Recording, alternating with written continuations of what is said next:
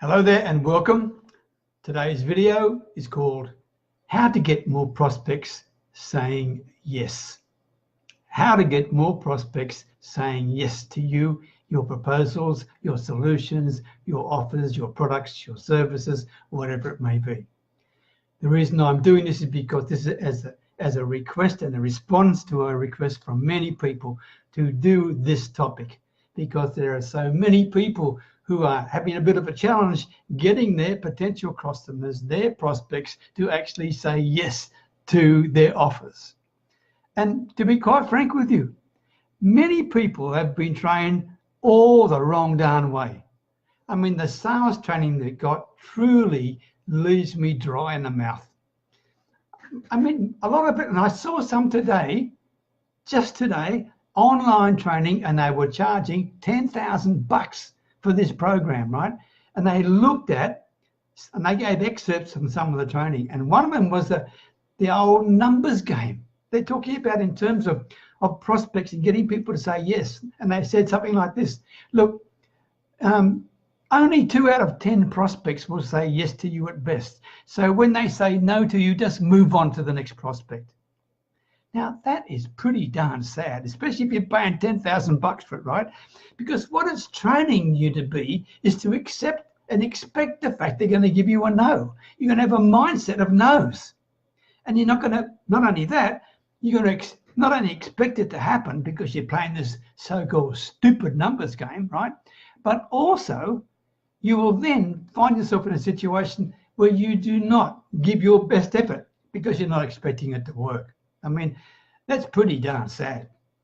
So today I want to give with you and share with you 13 or 14, I'm not going to go too long, 13 or 14 tips and ideas that may help you to get your prospects to say yes to you, all right? And I hope you find them helpful. If you do, please leave me a comment and a like, okay? And share the video if you think other people could benefit from it. And I would appreciate you spending your time with me. My name is Peter Beckenham, the Village Marketer. And yes, as always, talking to you from my little Thai village way up near the Cambodian border. First, let me acknowledge some people. Penny Kennedy, good to see you. How are you? Nice to see you. Thank you very much. John Moss, good to see you as well. Bill Pickett, good on you. Terrence James, thanks for seeing you. Thanks for being with me too. And I'll come back to the rest in a minute, okay? So here we go. The first one of the ways to get people to say yes to you, a better way, a better chance, is to know who in the heck you're talking to. Please, in this day and age, you need to do your homework. You need to do your research. When you call upon somebody, you better know a little bit about them. If you walk in there and start saying, tell me more, tell me a bit about you, I mean, they have every right to be offended. Because in this day and age with social media and website, all this sort of stuff, if you're too darn lazy to find out a little bit about the person before you even call upon them, then they have every right to say, go away. Go away.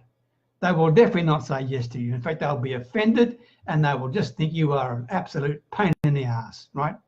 Number 2, sorry about the French. Number 2, qualify your prospects. So not only do you find out about them and do some research about them, but qualify them, and more importantly, disqualify them. In other words, decide who you're going to talk to. And you're only going to talk to those people who are, in fact, in the situation where they're looking for a solution you've got the answer to, that they're prepared to pay for the solution. And right now, they're not in a situation where you're trying to convince them they need your offer. Try and find people who are looking for you already. Try and find people who know they've got a problem and who are trying to find a solution to it. All right? Much easier way of doing business and a much higher chance of getting a yes. Next one, don't make a pitch. If you just make a pitch like that, you're going to get a no anyway. Even in the most polite fashion, they're still going to give you a no, right? Because the credit card will stay in the wallet, okay? What you need to do instead of have pitch is have a conversation with them that focuses on clarity, focuses on the truth, and gets them to understand what's really the key issue that they need to solve out. Okay, because what they think is their problem and what is the real problem may be two different things. And by you sitting with them and sharing with them and getting them to open up to you to discuss what really is their problem, this is an incredible value. and truly incredible value, which positions you a lot more than some sort of salesperson. And the chances of you getting a yes from that person is significantly higher, because what you're doing is taking them down a buyer's journey, right? You are getting them to understand what's important to them, and you are helping them go through a buyer's journey, not a sales pitch. Huge difference. Huge difference. Okay. Next one. Be prepared for the unexpected. All right. Boy Scout. Okay. Put it this way. Perhaps the most unexpected things you're going to get are the type of objections you're going to get. I mean, for example, if you've done what you regard as a really good discovery session, and you've identified the real goals and problems and pains and aspirations and challenges of your potential client, okay, and then you've provided them with a solution, and they've come back to you and said, it's not in my budget, okay, what you've got to think is, and by the way, you've got to welcome these things. These are objections. You need to get them on the table, right? Don't think, oh, this is another no. Turn it around. Ask why they think that way. God brought them to that particular situation. And in their mind, think of this. Your mindset's got to be thinking this way. Not, I don't have the budget, but how can I afford this? That's what they're really thinking. They're not telling you that. But how can I afford this? Yes, I've got this problem, but I don't know how I can afford it. Okay?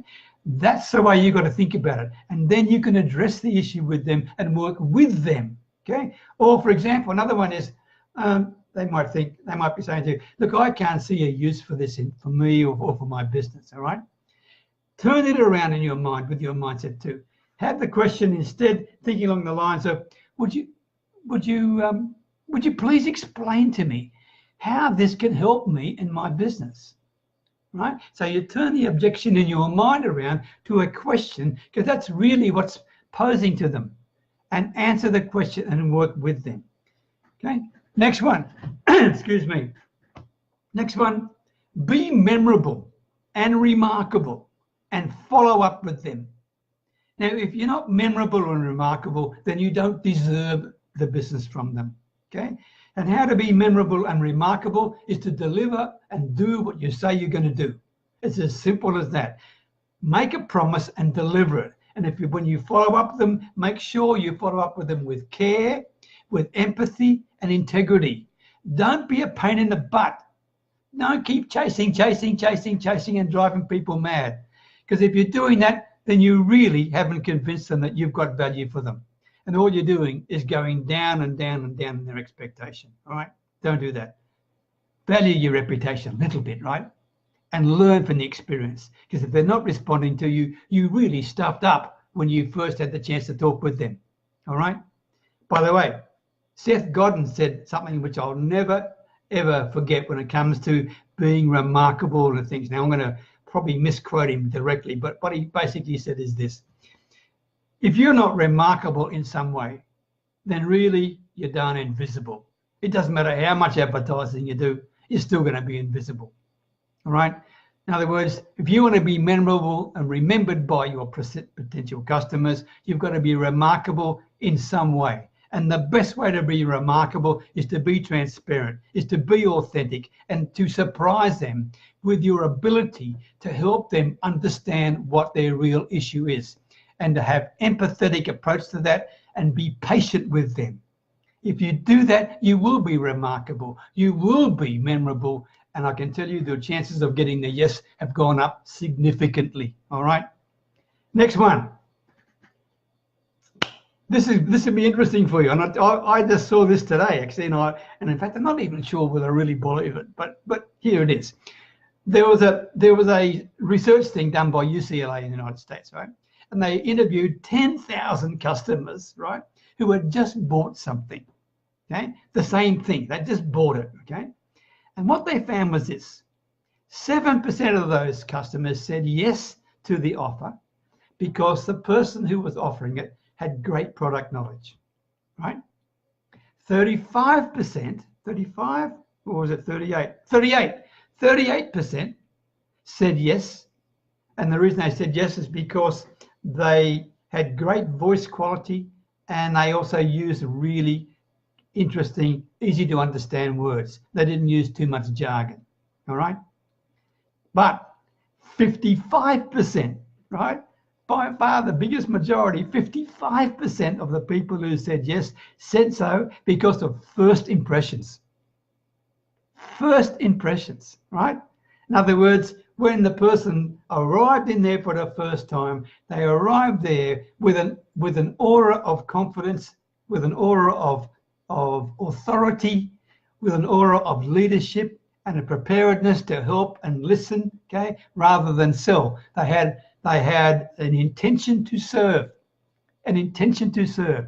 And that's the impression that really impressed the people. 55% yes, right? Because of that first impression that wowed them right from the start, okay? Next one, show them you're on their team. And that's really what I've been alluding to all up until now anyway, right? Show them you're on their team. You're working with them. You're not trying to oppose them. You're trying to help them solve their problem, okay? Be on their team. If they perceive you to be someone who is pushing something at them, you're not on their team. And if you're not on their team, they're not going to give you a yes. That is for sure, all right? Next one, reciprocation. Powerful, powerful thing. When you give to people, and give to them by helping them, by serving them, by getting clarity with them, by getting them to understand the truth of their problem, by getting them to realize what their situation really is, then it's natural for people want to reciprocate. It's a natural thing, right? They want to reciprocate to you. And when they reciprocate to you, one of the ways they can do it is say, yes, thank you, Bill Pickett. Thank you for helping me out. Here we go. You are now looking after me and I'm your new customer for the day, etc., right? So reciprocation is critical, and that's the outcome you'll get by being a giver, okay? Next one, I've alluded to this already, be committed to serving them, but more importantly, serve them consistently. Serve everyone consistently, not just some people.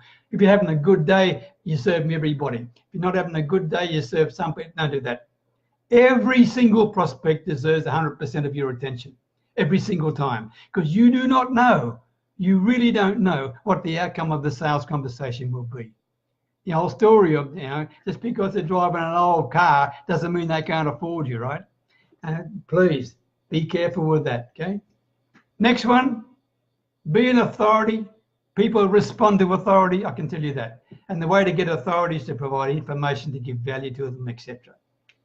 Another way to get a yes, and this is, you got to be careful here. You got to do this with a little bit of honesty, right? And scarcity.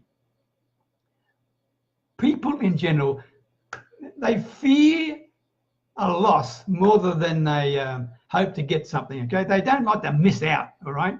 So the way you can create scarcity is perhaps, and to be legitimate and authentic, don't lie about it, right? The way to create scarcity is to show them that this is the limited time limit. This offer is for a limited time. Do not lie about it, okay? Or it's only a limited availability. You've only got a limited number.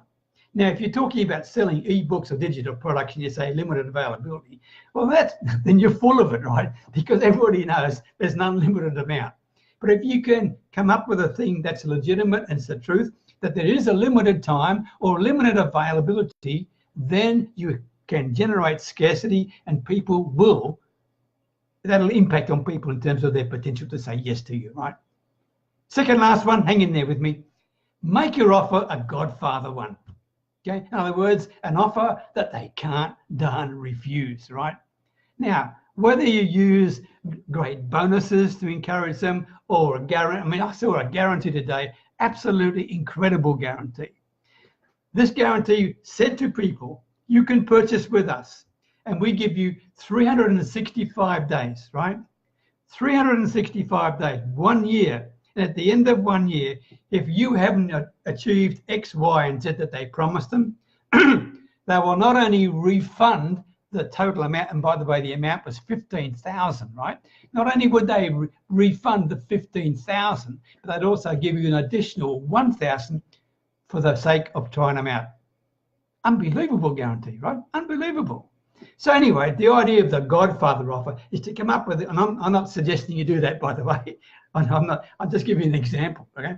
But if you can come up with a really good guarantee, that means the risk is on you rather than on the prospect, then you've got a much better chance of them saying yes to you, obviously, right?